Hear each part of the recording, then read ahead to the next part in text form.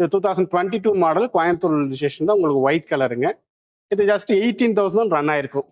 இது பார்த்தீங்கன்னா எக்ஸட் பிளஸ்ல வந்து உங்களுக்கு லெதர் எடிஷன் சொல்லி வரும், லெதர் சீட்ஸோட வரும்.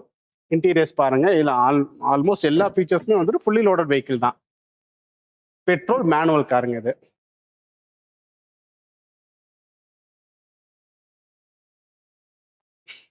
சீட்ஸ் எல்லாமே உங்களுக்கு லெதர் சீட்ஸ் வந்துடும்.